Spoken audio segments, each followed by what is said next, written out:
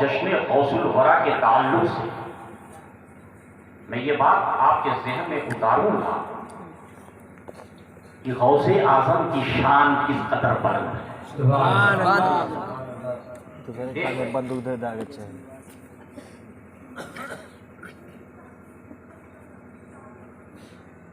एक है सिफाते इलाही, एक है साते इलाही। इन दोनों चीजों को आप ज़हन में रखिएगा, मेरी तकरीर आपके ज़हन में उतर जाए इंशाअल्लाह। एक है सिफाते इलाही और एक है ज़ाते इलाही। सिफाते इलाही के मज़हर जुमला अंबियाए किराम अलैहिमुस्सलातु वस्सलाम है और ज़ाते इलाही के मज़हर रसूले कायनात है। अब थोड़ा सा और करीब करो ज़हन। रसूले कायनात सल्लल्लाहु अलैहि वसल्लम के सिफात के मज़हर दुनिया के तमाम औलियाए किराम है और रसूले कायनात के साथ के मज़हर गौसे पाक है। अब पता चला जिस पैमाने का मोजेज़ा रसूले कायनात का, उसी अजीम पैमाने की करामत गौसे आजम की। क्योंकि रसूले कायनात के सिफात के मज़हर तमाम औलियाए किराम, रसूले कायनात की ज़ात के मज़हर गौसे पाक हैं। तो जैसा मोजिज़ा रसूले कायनात का, वैसे ही अजीम पैमाने की करामत गौसे पाक की। अब रसूले कायनात का मोजिज़ा भी सुनो, फिर उसके बाद गौसे आजम की करामत भी सुनो। तकदीर आपके ज़हन में इंशाअल्लाह उतार दूंगा। अल्लाह के नबी सल्लल्लाहु अलैहि वसल्लम ने जब अपनी नबुव्वत का ऐलान फरमाया, मानो मैं अल्लाह का नबी हूं, अल्लाह का रसूल हूं, मानने वाले मान गए, न मानने वाले आज तक न मान सके। बेशक बेशक बेशक। मानने वाले हजरत मान गए, न मानने वाले आज तक न मान सके। जो मान गए वो सदाकत के ताजदार बन, जो मान गए अदालत के शहसवार बन गए, जो मान गए वो सखावत के अलमबरदार बन गए, जो मान गए वो शुजाअत के अलमबरदार हो गए। अमानिया जो मान गए वो करबला के शहीद आज़म बन गए, जो मान गए गौसे आज़म बन गए, जो मान गए इमाम आज़म हो गए, जो मान गए भाई के ताजदार अहमद रज़ा हो गए, जो मान गए शरीया बन गए। और जो ना मान सके वो आज भी नहीं मान रहे हैं। न मानने वाले अबू लहब हो गए, अबू जहल हो गए, उतबा हो गए, शैबा हो गए। मानने वालों की जमात अलग हो गई, न मानने वालों की जमात अलग हो गई। कुछ होते हैं मानने वाले, कुछ होते हैं न मानने वाले। मानने वाले और हैं, न मानने वाले, न मानने वाले और हैं। अल्लाह के नबी सल्लल्लाहु अलैहि वसल्लम ने ऐलान फरमाया, मानो मानो मैं अल्लाह का नबी हूं, अल्लाह का रसूल हूं। अबू जहल के पेट में दर्द उठा, ये भतीजा मेरा है, मेरे साथ नबूवत का ऐलान करता है। मैं आप अल्लाह के नबी हैं? सरकार फरमाते हैं हाँ मैं अल्लाह का नबी हूं, अल्लाह का रसूल। अबू जहल ने कहा नबी जो होता है मौजिज़ा दिखा। वाक़िया बहुत मशहूर है, रिवायत बहुत मशहूर है ये, लेकिन आज की इस तकरीर में मैं रिवायत बयान करना मकसद नहीं है। इसमें निचोड़ क्या है, इसमें हिकमत क्या है, राज क्या है, बात क्या है, वो आपके ज़हन में उतारने की कोशिश करूं। अबू जहल ने कहा कि नबी जो होता है वो मौजिज़ा दिखाता है, अगर आप अल्लाह के सच्चे नबी हैं, दौड़ा दौड़ा गया, मुट्ठी में चंद कंकरियां बंद करके लाया। आप अल्लाह के सच्चे नबी हैं? मैं अल्लाह का नबी हूँ, अल्लाह का रसूल, बताइए मेरी मुट्ठी में क्या है? अबू जहल ने कहा बताइए मेरी मुट्ठी में क्या है? बड़ा मोहब्बत से अबू जहल ने कहा बताइए मेरी मुट्ठी में क्या है? क्या? तो सरकार ने ये नहीं फरमाया कि तेरी मुट्ठी में कंकर है। बेशक बेशक जब बेशक था कंकर ही, बेशक बेशक लेकिन सरकार ने ये नहीं फरमाया अबू जहल तेरी मुट्ठी में कंकर है। कंकर है। क्या कहा सरकार ने? सरकार ने फरमाया अबू जहल मैं बताऊं कि तेरी मुट्ठी में क्या है? तेरी मुट्ठी में रहने वाली चीज ही बता देंगे। अबू जहल हैरत में डूब गया, कहने लगा ऐसा भी हो सकता है? कहाँ? क्या वो कंकरी बता सकती है? कहाँ? अपनी बंद मुट्ठी को अपने कान के करीब कर, अपनी बंद मुट्ठी को कान के करीब ले जा। जैसे अबू जहल ने बंद मुट्ठी को कान के करीब लगाया तो उस बंद मुट्ठी की कंकरियों से आवाज आ रही है, अस्सलातु वस्सलामु अलैका या रसूलल्लाह, अशहदु अन ला इलाहा इल्लल्लाह।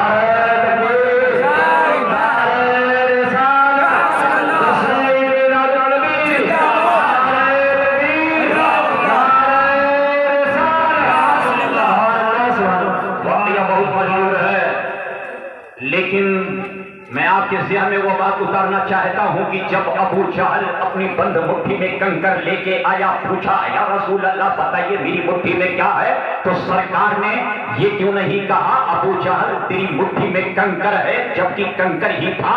लेकिन रसूलुल्लाह ने ये नहीं फरमाया अबू जहल तेरी मुट्ठी में कंकर है। कंकर को बुलवाया क्यों? कंकर को बुलवाया क्यों? इसलिए कि मेरे सरकार की निगाह देख रही थी। मोहब्बत से बोलो सुभान अल्लाह। सुभान अल्लाह।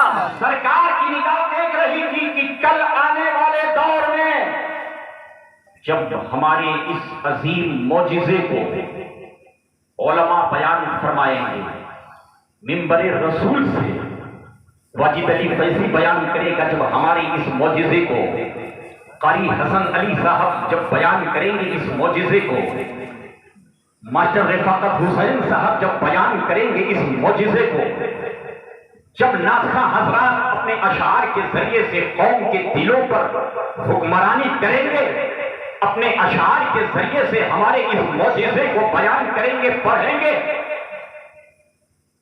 तो एक दौर ऐसा आएगा कि कौम में से कुछ लोग जो अपने बच्चों को मदरसों के बजाय मदरसा अरबिया रज़ाए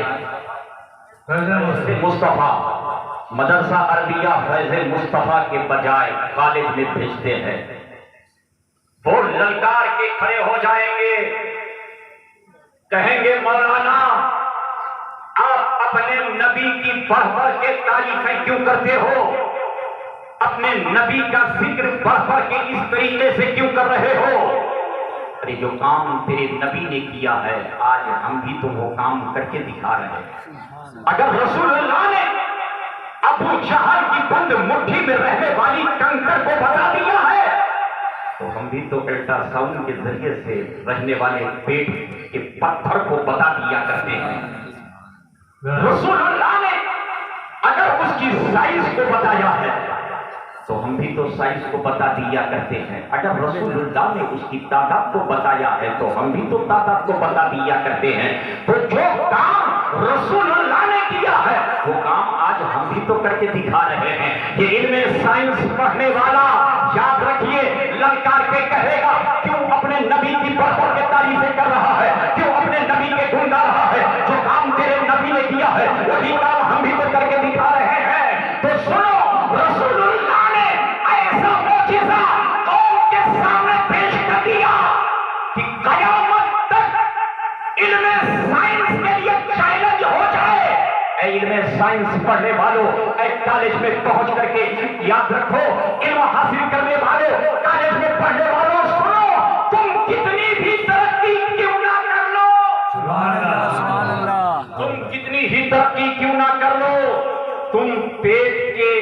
अंदर रहने वाले पत्थर को तो बता सकते हो, उसकी साइज को तो बता सकते हो, याद रखो उसकी तादाद तो बता सकते हो, लेकिन उस पत्थर से बुलवा नहीं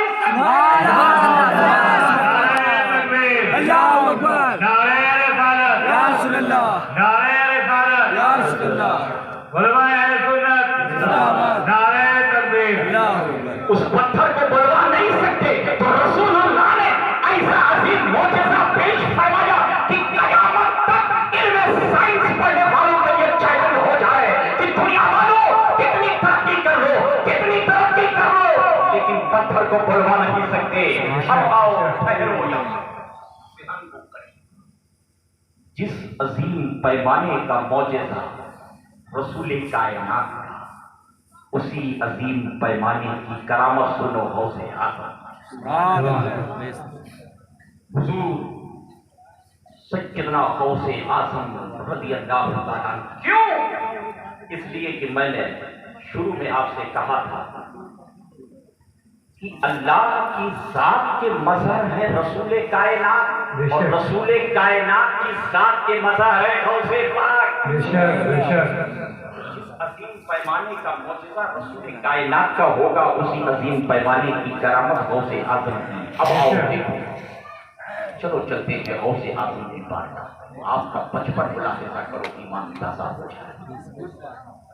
सैयदना गौसे आज़म रबीउल मौला तआला अन्हु का बचपन का जमाना है, दूध पीने का जमाना है। उस इलाके का दस्तूर ये था कि जब बच्चा पैदा होता था तो बच्चों की नुशोनुमा के, अच्छी परवरिश के दाइयों को दे दिया जाता था। दाया आती थी, बच्चे को ले जाती थी, उसकी परवरिश करती थी, दूध पिलाती थी। बच्चा जब बड़ा हो जाता था तो बच्चा वापस ले लिया जाता था, उसकी उजरत उस दाया माँ को दे दिया जाता था। गौसे आज़म के दूध पीने का जमाना है। दाया माँ आपको लेके गई, आपकी दाया माँ आपको दूध पिला रही है। गौसे आज़म रज़ियल्लाहु ताला अन्हु अपनी दाया माँ की गोद से दूध पीते पीते कभी कभी एक छलांग लगाते, और वो छलांग छोटी मोटी छलांग ना नहीं। आज मैं आपसे पूछूं, अगर किसी माँ की गोद में बच्चा हो, माँ का दूध पी रहा हो, और बेटा माँ की गोद से छलांग लगा दे, वो दूध पीने वाला बच्चा माँ की गोद से कूद जाए, छलांग लगा दे, कितनी दूर जाके गिरेगा? पूरी ईमानदारी से बताना, कितनी दूर जाके गिरेगा? नीचे गिर जाएगा। हम एक 1 फुट नीचे। ज्यादा ताकतवर है, बहुत हिम्मती है, हकीकत में उसकी माँ ने दूध पिलाया है। हो सकता है बेशक उतना जावे ना करे, लेकिन वाले गौसे आज़म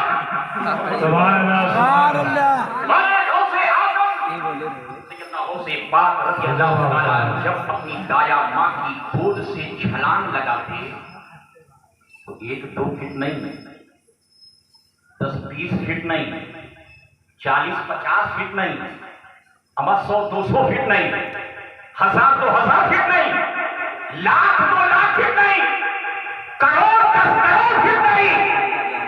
गौसे आज़म जब छलांग लगाते तो खलाओं तक नहीं, आसमान की बुलंदी ही तक नहीं, अब शान तक नहीं। गौसे आज़म की छलांग जब होती पहले आसमान तक नहीं, दूसरे आसमान तक नहीं, तीसरे आसमान तक नहीं, चौथे आसमान में सूरज में पहुंचकर गौसे आज़म गायब हो जाते। नारे तकबीर, नारे रिसालत, गौसे आज़म जिंदाबाद, गौसे आज़म जिंदाबाद, नारे तकबीर। मास्टर रिफाकत हुसैन साहब, ये इतने दिन से जलसा हो रहा है, क्या जलसे में बैठने वालों ने अब तक नारा नहीं सीखा? काफी देर से मैं सोच रहा हूँ, कभी कारी हसन अली साहब नारा लगा रहे हैं, कभी कारी तकीब साहब नारा लगा रहे हैं, कभी राजमास्टर रिफाकत हुसैन साहब नारा लगा रहे हैं, और ये मुस्कुरा रहे कि ये जिम्मेदारी स्टेज पर रहने वाले लोगों की ही है। नहीं नौजवान, इस मजमे में अगर कोई ऐसा दीवाना हो गौसे आजम का, तो खड़ा हो जाए और गौसे आजम के नाम का नारा लगाए। अल्लाहू अकबर। कौन ले दे पहले? अल्लाहू अकबर।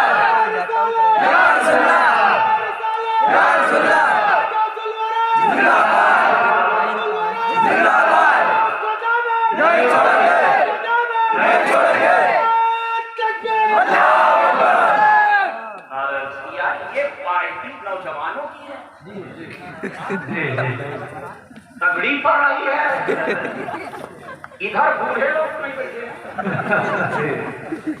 ऐसा आपने खत्ते इतिहास यार अच्छी मामला अच्छा, ये सब होशियार है, जानते हैं कि कोई बूढ़ा जन्नत में कभी भी जा नहीं सकता। क्या बात है, इसीलिए ये बोल रहे हैं कोई बूढ़ा जन्नत में कभी भी जा नहीं सकता, लेकिन घबराओ नहीं, ये भी बोलेंगे इसलिए कि मोहम्मद के गुलामों को बुढ़ावा।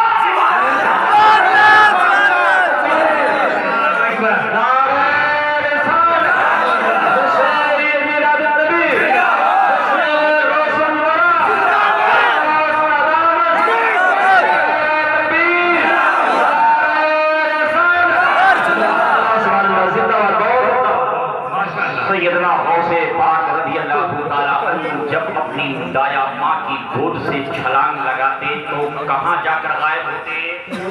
आसमान के सूरज में। चौथे आसमान सूरज में। पता चल गया सूरज कहाँ है? चौथे आसमान में। जो इतनी बड़ी टिकिया आप देखते हो सूरज के नाम, इतनी बड़ी नहीं है, जितनी बड़ी पूरी दुनिया है इसका कई गुना बड़ा सूरज। बेशक बेशक, हाँ, इसका कई गुना बड़ा सूरज है। गौसे आजम रज़ियल्लाहु ताला अन्हु सूरज में पहुंचकर गायब हो जाते हैं। यहां पर ठहर कर मैं आपसे एक सवाल करने जा रहा हूं, उस सवाल का आपको जवाब देना होगा। गौसे आजम जब अपनी दाया माँ की गोद से छलांग लगाते हैं तो दुनिया के किसी गोशे में पहुंचकर गायब होते हैं, किसी हिस्से में पहुंच के गायब हो जाते हैं। अगर छलांग लगाना ही था एगो से पार, तो फिजाओं में पहुंच के गायब हो जाते, खलाओं में पहुंच के गायब हो जाते, चांद पर पहुंच के गायब हो जाते, ताकि इंडिया के लोग खुशी मनाते। चांद में पहुंच के गायब हो जाते हो से आप अपनी दाया माँ की गोद से छलांग लगा रहे, दुनिया के किसी गोशे में नहीं, फजाओं में नहीं, खलाओं में नहीं, चांद की बुलंदी पर नहीं, पहले आसमान पे नहीं, दूसरे आसमान पे नहीं, तीसरे आसमान पे नहीं, चौथे आसमान में सूरज में पहुंच के गायब क्यों?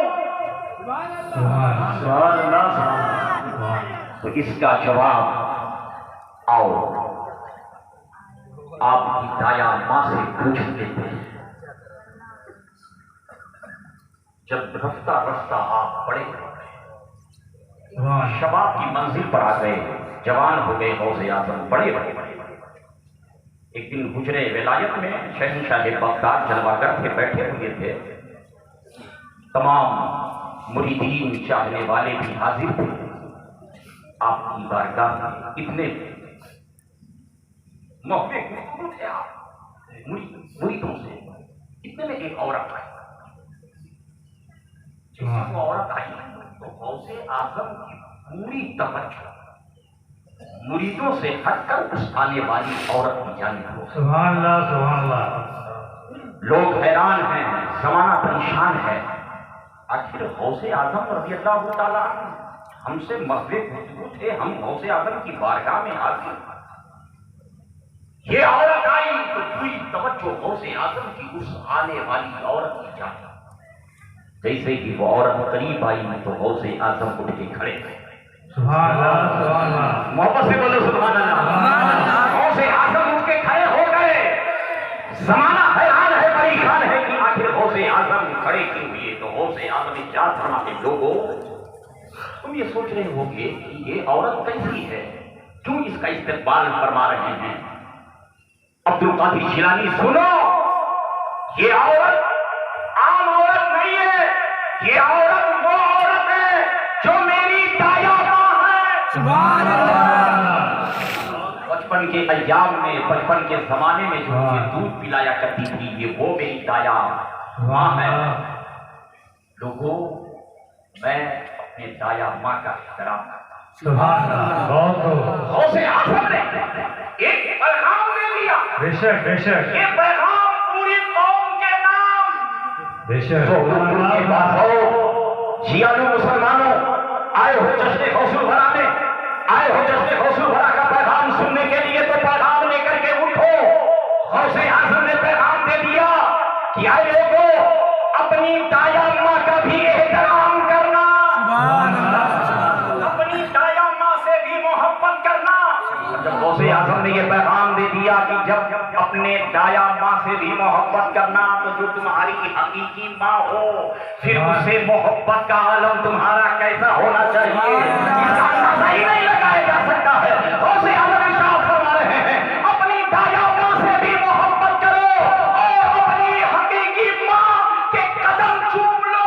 सुभान अल्लाह।